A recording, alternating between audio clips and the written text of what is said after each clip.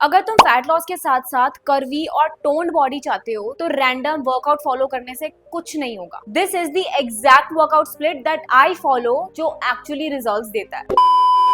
Hi guys, welcome back to my channel. कैसे हो तुम सारे के सारे? आई होप बहुत अच्छे होगे। तुम्हारी फिटनेस वेलनेस जर्नी अमेजिंग चल रही होगी। तुम लोग मेरे से हर वीडियो में पूछते हो कि दीदी आपका वर्कआउट स्प्लिट क्या है। तो आज की वीडियो में मैंने सोचा कि मैं तुम्हें बता ही दूं कि मैं कौन सा वर्कआउट स्प्लिट फॉलो करती हूँ for lean and toned body. और इस वीडियो में एक भी चीज ऐसी नहीं होगी जो मैं नहीं फॉलो करती हूँ या मैं कोई और ही स्प्लिट बता रही हूँ बट मैं कुछ और फॉलो कर रही हूँ, ऐसा नहीं है। मैं तुम्हें जो मैं करती हूँ वो ही बताऊंगी। और अगर तुम्हें भी आर ग्लास बॉडी चाहिए विद फैट लॉस तो ये स्प्लिट लिख लो, कहीं पर कॉपी पे लिख लो, फोन में नोट कर लो, कुछ भी करो और ये ही स्प्लिट तुम एग्जैक्ट फॉलो कर सकते हो। So let's get started. सबसे पहला दिन है मंडे। मंडे होता है मेरा glute focused day and this is where the real growth happens. और सबसे पहली एक्सरसाइज जो मैं करती हूँ वो है barbell hip thrust. Hip thrust best है अगर आपको अपने ग्लूट्स ग्रो करने हैं तो। इसके मैं करती हूँ 4 सेट 6 से 8 रेप। रेप कम इसलिए रखती हूँ क्योंकि मैं वेट ज्यादा उठाती हूँ अपने ग्लूट्स पे, क्योंकि इस दिन मैं वेट पे ज्यादा फोकस करती हूँ, रेपिटेशंस पे कम। और आपको भी प्रोग्रेसिव ओवरलोड करना है इसमें। आपको ये नहीं करना कि थोड़ा सा वेट उठा रहे हो और हर हफ्ते वही उठाई जा रहे हो और उतने ही रेपिटेशंस मार रहे हो, ऐसा नहीं करना है। अगर आपको लेग ग्रो करनी है, लेग ग्रो करने का सबसे बड़ा तरीका यही है कि आप हैवी उठाओ,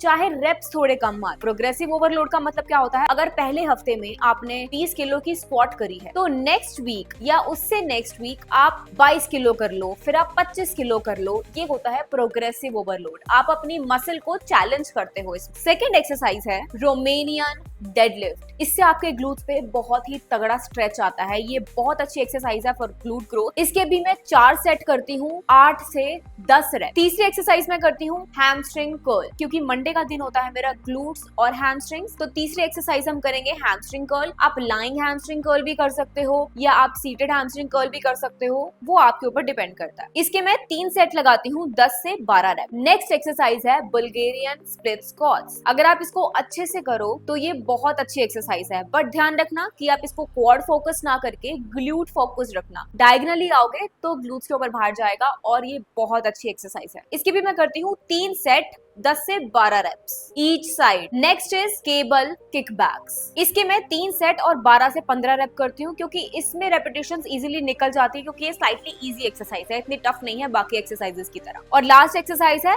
काफ रेजेस फॉर माय काफ्स। इतनी होती है हमारी स्ट्रेंथ ट्रेनिंग। और इसके बाद मैं 15 से 20 मिनट 5 से 7 के बीच में इंक्लाइन और 20 मिनट वॉक करती हूँ। इसमें आपको ज्यादा हैवी इंक्लाइनिंग नहीं करनी, क्योंकि ऑलरेडी लेग वर्कआउट करके आए हो आप, आपकी लेग एकदम जवाब दे देती है उस दिन के लिए। तो आपको हैवी कार्डियो नहीं करना है उस दिन। आप क्या तो नॉर्मल वॉक कर लो 20 मिनट। अगर आपको थोड़ा इंक्लाइन करना भी है तो 4 से 5 इंक्लाइन करके आप वॉक कर सकते हो। आपको ज्यादा लेग पे जोर नहीं देना है। अब नेक्स्ट डे है हमारा Tuesday. Tuesday is for back. Back को शेप और टोन देने के लिए, मेरा मतलब ऐसी बैक बनाने के लिए, मैं बैक पे क्या वर्कआउट करती हूँ। पहली एक्सरसाइज रहती है हमारी लैट पुल डाउन। तो इसमें मैं करती हूँ 3 set 10 to 12 repetition. Progressive overload आपको हमेशा करना है, उसी से ही आपकी मसल ग्रोथ होगी। Second is seated cable row. It is great for mid back. अगर आपको मिड बैक ग्रो करनी है तो उसके लिए बेस्ट है। इसके भी मैं 3 सेट करती हूँ 10 से 12 repetition. Third is single arm dumbbell row. इसके भी 3 सेट और 10 से 12 रेपिटेशन। नेक्स्ट इज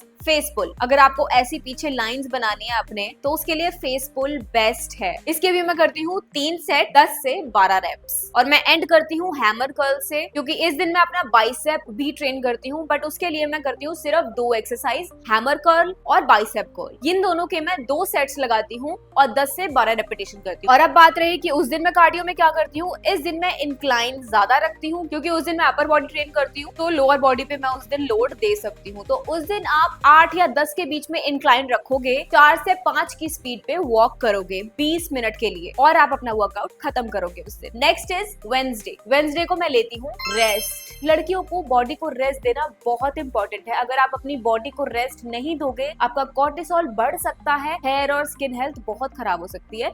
आपको अपने आप को रेस्ट भी देना है। आपको अपनी बॉडी को बिल्कुल टायर्ड नहीं करना। आपने अपने खाने पे बहुत ध्यान देना है। जो आप खा रहे हो अच्छा खाओ, वर्कआउट तो करना ही करना है, हैवी वर्कआउट करना है, बट आपको रेस्ट डेज 2 रखनी है। ऐसा नहीं है कि आप 6 दिन वर्कआउट कर ही जा रहे हो। तो वेडनेसडे को मैं रखती हूँ रेस्ट। इस दिन मैं सिर्फ रात को वॉक करती हूँ 1 घंटा मम्मी पापा के साथ डिनर के बाद, तो वो आप कर सकते हो। अदरवाइज आप उस दिन हैवी लिफ्टिंग नहीं करोगे। अगर आपको जिम भी जाना है, कोई भी अपनी एक्टिविटी करो, उस दिन स्पोर्ट्स खेलने चले जाओ या उस दिन स्विमिंग करने चले जाओ, पर उस दिन हैवी लिफ्टिंग मत करो। अपनी बॉडी को रेस्ट दो, अपने माइंड को रेस्ट दो। या अगर आपको कुछ करना ही है तो आप योगा या स्ट्रेचिंग या हल्की मोबिलिटी कर सकते हो वेडनेसडे वाले दिन। अब बात आई थर्सडे की। इस दिन मैं ट्रेन करती हूँ फिर से अपनी लेग, पर इस दिन मैं हैमस्ट्रिंग ट्रेन नहीं करती हूँ, मैं करती हूँ क्वाड्रिसेप्स और ग्लूट्स। तो पहली एक्सरसाइज मेरी रहती है स्क्वाट्स। आप इसमें स्मिथ मशीन पर भी स्क्वाट कर सकते हो या आप हैक स्क्वाट्स भी कर सकते हो, पर आपको स्क्वाट्स में डीप जाना है, आपको आधे आधे स्क्वाट्स नहीं करने। 10 से 12 रेपिटेशन,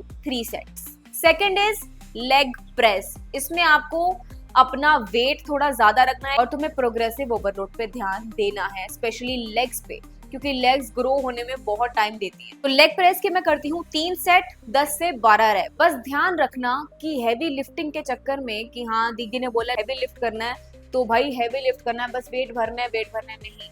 आपने अपनी फॉर्म पर भी ध्यान देना है। अगर आप कुछ भी कर रहे हो, आप स्क्वाट्स कर रहे हो या आप लेग प्रेस कर रहे हो या आप स्प्लिट स्क्वाट्स कर रहे हो, कुछ भी कर रहे हो और आपके बैक पे जोर आने लग जाए, तभी वेट को छोड़ दो। आप खाली वेट या बिना वेट के एक बार अपनी फॉर्म देखो कि क्या मेरी फॉर्म ठीक है, क्या मेरी बैक पे जोर तो नहीं आ रहा। अगर आपकी बैक पे जोर आ रहा है तो वहीं पर छोड़ दो और अपनी फॉर्म पर फोकस करो। वेट आप चाहे अगले हफ्ते उठाना शुरू करो, पहले हफ्ते आप अपनी फॉर्म पे फोकस करो कि आपकी फॉर्म ठीक है या नहीं है। नेक्स्ट एक्सरसाइज है मेरी step ups. It is great for quads and glutes. भाई इतनी बढ़िया एक्सरसाइज है ना ये, मैं सच बता रही हूँ। मैंने ये आई थिंक बहुत टाइम बाद अपने वर्कआउट स्प्लिट में ऐड करी है, बट इसने मेरे ग्लूट्स की ग्रोथ 10x कर दी है और मेरी लेग्स की ग्रोथ भी 10x कर दी है। ये एक्सरसाइज तुम भी जरूर ऐड करना। इसके तुमने करने हैं 3 सेट और 10 से 12 reps. Next is leg extension, very important for quads. इसके भी आपने करने हैं 3 सेट, 10 से 12 रेप। और उसके बाद होती है हिप एबडक्शन। ये होती है आपके साइड ग्लूट्स के लिए, जो आप बोलते हो हिप डिप्स आ गए, उसको थोड़ी शेप देने के लिए यू डू हिप एबडक्शंस। इसके भी आप ट्राई करो हायर रेपिटेशंस निकालो, क्योंकि ये स्लाइटली इजी एक्सरसाइज है। तो मैं ट्राई करती हूँ उसके 20 से 25 रेप निकाल लूं। तो आप इसके कर सकते हो 3 सेट और कितने भी रैप स्टिल फेलियर आपसे लगते हैं उतने लगा लो। और यही खत्म होता है हमारा थर्सडे का वर्कआउट। और इस दिन आपको इंक्लाइन कम रखना है, 20 मिनट वॉकिंग करनी है 4 to 5 स्पीड पे।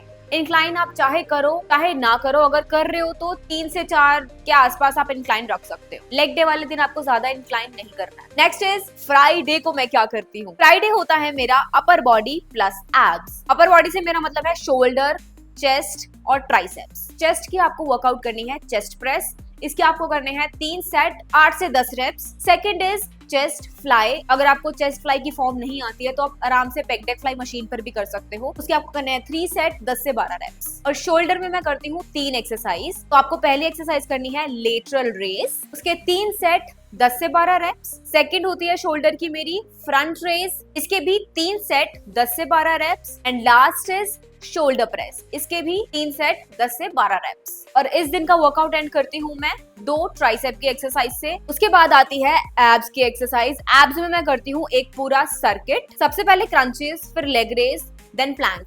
ये तीनों एक्सरसाइज बिना ब्रेक के एक के बाद एक करनी है 3 बार। और इस दिन आपको कार्डियो में इंक्लाइन हाई रखना है और 20 मिनट वॉक करनी है 4 to 5 की स्पीड पे। And last day is Saturday. Saturday को मैं करती हूँ ओवरऑल बॉडी की कंडीशनिंग। इसमें मेरी फुल बॉडी ट्रेन करती हूँ, बट इस दिन मैं ट्राई करती हूँ मैं हैवी लिफ्टिंग ना करूँ। इसके अंदर मैं ये पूरी एक्सरसाइजेस करती हूँ राउंड्स में, मतलब कि कम ब्रेक लेनी है, बीच में 1 से 2 मिनट की ब्रेक लेनी है। साथ के साथ ही आपको सेकंड एक्सरसाइज लगानी है। आप ये सारी एक्सरसाइज करोगे सैटरडे को और एंड करोगे इंक्लाइन वॉक से। दैट इज ऑप्शनल, क्योंकि इसमें आपकी बहुत कैलोरीज बर्न होने वाली है और आप बहुत ज्यादा थक जाओगे। आप नॉर्मल वॉकिंग भी कर सकते हो या आप उस दिन रात को वॉक करने चले जाना अगर आपको जाना है तो। और संडे को करना है तुम्हारे को अच्छे से रेस्ट या योगा कर लेना, थोड़ी स्ट्रेचिंग कर लेना, ठीक है, अपना चीट डे सेलिब्रेट करना। तो ये था मेरा पूरे हफ्ते का workout day split. I hope तुम्हें अच्छे से समझ आ गया होगा। और मैं तुम्हें यही बोलूंगी कि अगर तुम ये डे स्प्लिट शुरू कर रहे हो तो पहला वीक तो तुम बिना वेट के ट्राई करना कि अपनी फॉर्म ठीक करो, तुम सही भी लगा पाओगे इस एक्सरसाइज को या नहीं।